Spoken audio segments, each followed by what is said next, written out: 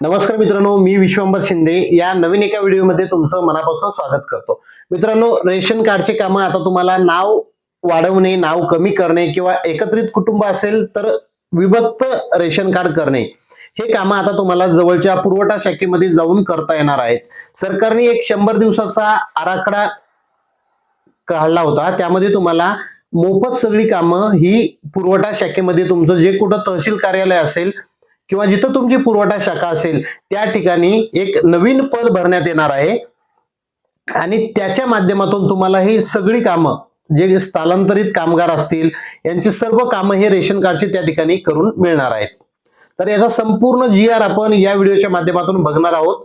तत्पूर्वी तुम्हाला थोडीशी माहिती सांगतो. 25 लक्ष लोकांना राष्ट्रीय अन्न सुरक्षा योजनेमध्ये सामावून घेतलं जाणार आहे.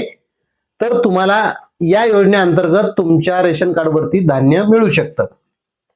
तर याची संपूर्ण चौकशी तुम्हाला तुमच्या पुरवठा शाखेमध्ये करता येणार आहे.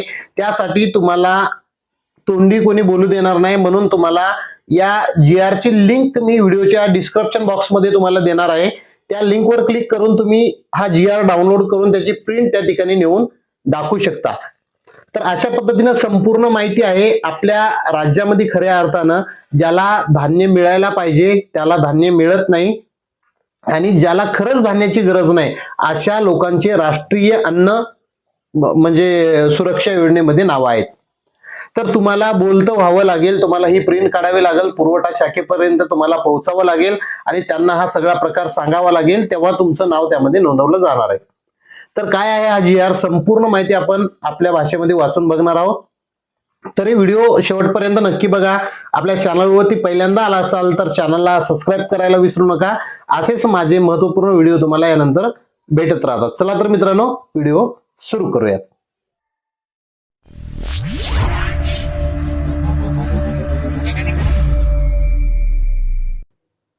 तर बघू शकता मित्रांनो, हा महाराष्ट्र शासनाचा अन्न नागरी पुरवठा ग्राहक संरक्षण विभागाचा GR प्रसिद्ध झालेला आहे 11 फेब्रुवारी 2025 ला.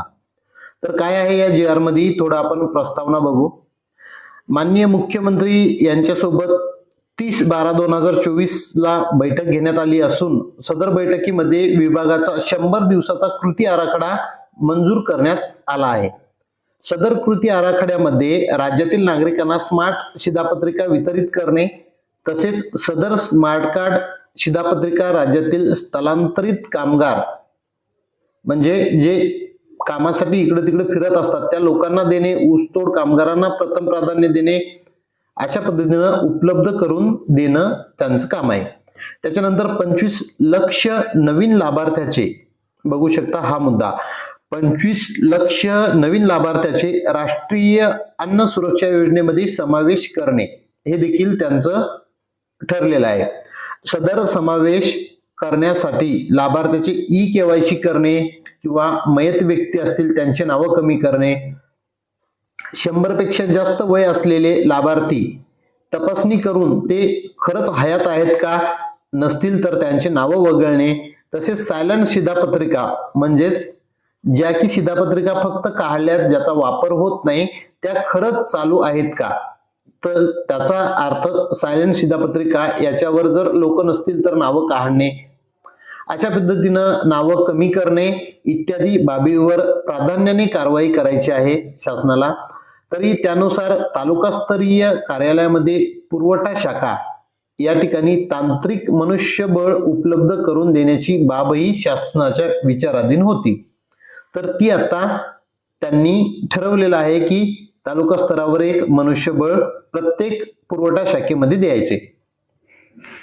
तर आता हे वाचून झालंय आपलं. स्क्रोल करून घेतो मी, खालची माहिती तुम्हाला या ठिकाणी आता दाखवतो. शासन निर्णय काय आहे बघा. राज्यात राबवण्यात येणाऱ्या सार्वजनिक वितरण व्यवस्थेचे संगणकीकरण प्रकल्प तसेच विभागाच्या 100 दिवसाच्या कृती आराखड्यानुसार शिधापत्रिकाविषयी कामकाज तातडीने करण्याकरिता राज्यात 401 तालुके आहेत. त्या 401 तालुका कार्यालयामध्ये शिधा वाटप कार्यालयामध्ये एक IT ऑफिस असिस्टंट या पदाची भरती सरकार करणार आहे आणि या भरतीसाठी तुम्हाला मनुष्यबळ 31 मार्च 25 पर्यंत उपलब्ध करून देण्यास व त्याकरिता येणारा रुपये 4.80 कोटी म्हणजे 4.80 लाख इतका खर्च सरकार सर्वसामान्य जनतेचे रेशन कार्डचे कामं व्हावेत यासाठी करणार आहे। तरी आपल्याला समितीची 16/1/25 रोजी बैठक मान्यता देण्यात आलेली आहे। त्यानुसार तालुकास्तरीय पुरवठा कार्यालय व शिधावाटप कार्यालयामध्ये IT ऑफिस असिस्टंट या पदाचे तांत्रिक मनुष्यबळ 31 मार्च 2025 पर्यंत उपलब्ध करून देण्यास व त्याकरता येणारा 4.80 कोटी खर्चास शासनानं मान्यता देण्यात आलेली आहे। तर माहिती व तंत्रज्ञान विभागाकडील संदर्भ क्रमांक 1 मधील तरतुदीनुसार विभाग तांत्रिक मनुष्यबळाची आवश्यकता असल्यास सदर तांत्रिक मनुष्यबळ माहिती तंत्रज्ञान मंडळाकडून घेणे अनिवार्य आहे। तर 401 तालुक्यामध्ये या ठिकाणी सर्व ठिकाणी मनुष्यबळ दिलं जाणार आहे शासनाच्या वतीनं आणि त्यांच्या अंतर्गत तुमचे सर्व जे काम आहेत रेशन कार्डचे हे त्या IT ऑफिस असिस्टंटच्या माध्यमातून केले जाणार आहेत। तर तुम्हाला हा GR घ्यायचा आहे, आपले पुरवठा अधिकारी जे कोण असतील त्यांना दाखवायचं आहे आणि आपल्या कार्यालयात नेमणूक केलेला तो माणूस कोण आहे आणि त्याच्याकडून हे आपले काम करून घ्यायचे। तर अशा पद्धतीने राज्यपालाच्या सचिवापासून मुख्यमंत्री यांचे प्रधान सचिव तसेच सर्व म्हणजे पुरवठा विभागाचे अधिकारी जे असतील अशा सर्वांना पार ग्रामीण पातळीपर्यंत हा GR सर्वांना पाठवलेला आहे, बघू शकता तुम्ही। तर अशा पद्धतीने तुम्ही सर्व कामे तुमच्या रेशन कार्डचे करून घेऊ शकता। तर मित्रांनो अशा पद्धतीने संपूर्ण माहिती आपण बघितली। फक्त डोक्यामध्ये एकच गणित ठेवायचं, 25 लाख लाभार्थ्यांना राष्ट्रीय अन्न सुरक्षा योजनेमध्ये सामावून घेतलं जाणार आहे, ज्यामध्ये त्यांना नवीन लाभार्थ्यांना धान्य मिळणार आहे।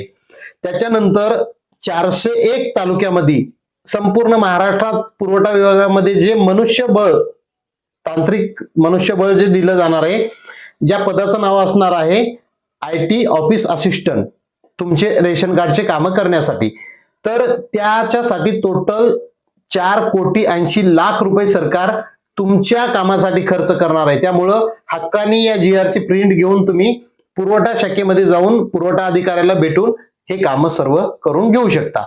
तर संपूर्ण माहिती GR मधली मी सांगितली, अशा पद्धतीने तुम्ही काम करू शकता। मित्रांनो व्हिडिओ आवडला असेल तर पूर्ण आपल्या महाराष्ट्रामध्ये हा व्हिडिओ पोहोचला पाहिजे असं सर्वांना पाठवा आणि आपल्या चॅनलवरती पहिल्यांदा आला असाल तर चॅनलला सबस्क्राईब करा। चला तर मित्रांनो भेटू पुन्हा एका व्हिडिओमध्ये, तोपर्यंत जय हिंद जय महाराष्ट्र।